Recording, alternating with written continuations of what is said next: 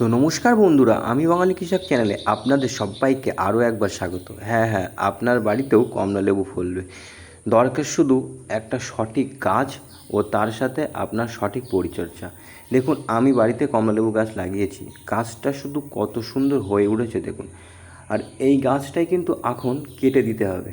কেটে দিলে কি হবে, গাছটা পুরো ঝোপঝাড় মতো হয়ে যাবে। আর এই গাছটা কেটে দেওয়ার পর, যেহেতু কটা দিন আগেই আমি কেটেছিলাম, তো তারপরে আমি কি ব্যবহার করেছিলাম, গাছটা কিন্তু কেটে দেওয়ার পরে আপনাকে করতে হবে কি, ভালো একটা ফাঙ্গিসাইড ব্যবহার করতে হবে। যার ফলে কি হবে, অনেক সময় গাছ কাটার পরে বা গোড়াতে সার দেওয়ার পর কিন্তু প্রত্যেকটা গাছেই, গাছ যদি কাটা হয় বা সার দেওয়া হয়, তো তার আগে আমাদের কিন্তু একটা ভালো ফাঙ্গিসাইড ব্যবহার করতে পারি আমরা। তো আমাদের কম দামের মধ্যে, একদমই কম দামের মধ্যে ইউপিএল কোম্পানির সাব ফাঙ্গিসাইড বা আপনাদের ওখানে যেটা কম দামের মধ্যে ভালো ফাঙ্গিসাইড, সেটা অবশ্যই একবার কিন্তু গাছটাতে ভালো করে দিয়ে দিতে হবে।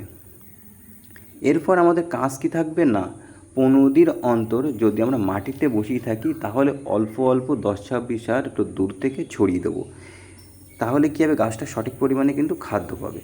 আর যেহেতু লেবু গাছে সবসময় একটা পোকা বিশাল পরিমাণ আক্রমণ করে, সেটা হলো ম্যাপ পোকা। এই ম্যাপ পোকার জন্য আমরা কী ব্যবহার করতে পারি, সহজ কীটনাশক আপনাদেরকে আমি বলে দেবো।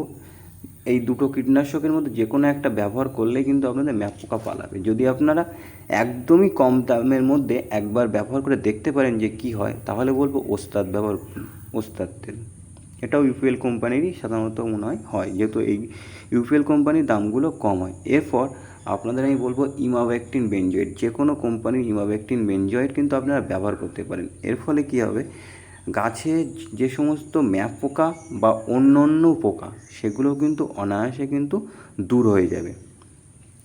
আর সবসময় কীটনাশক যখন ব্যবহার করবেন, আশপাশগুলো একটু কিন্তু ভালোভাবে দিয়ে দেবেন। তার ফলে কি হয়, দেখা গেল আমি একটা গাছে কীটনাশক দিচ্ছি, পাশের গাছটাতে দিলাম না, ওই পোকাগুলো ওই গাছ থেকে পালিয়ে পরের গাছটাতে যাবে। তখন কী হবে, আপনার যখন আবার কীটনাশকের মানে শক্তিটা যখন কমে আসবে, পাওয়ারটা যখন কমে আসবে, তখন ওই গাছে কিন্তু আবার গিয়ে আক্রমণ করবে। আমরা যদি 4-5টা ভালোভাবে দিই, তাহলে কিন্তু পোকাগুলো কিন্তু পালাবে।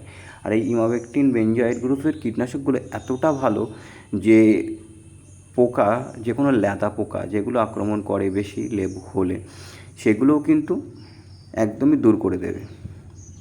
তো পরবর্তী ভিডিওতে আরও আপনাদেরকে আমি দেখাবো যে আমি কী পরিচর্যা করছি, তার সাথে সাথে মুসম্বি গাছেরও কী পরিচর্যা করছি। তো এছাড়াও আমি মাঠে বেগুন, লঙ্কা বা অন্যান্য সবজিরও ভিডিও করে থাকি। তো যদি ভিডিওটি ভালো লেগে থাকে, অবশ্যই একটি লাইক ও সাবস্ক্রাইব করবেন। আমি বাঙালি কৃষক চ্যানেলের পাশে থাকবেন।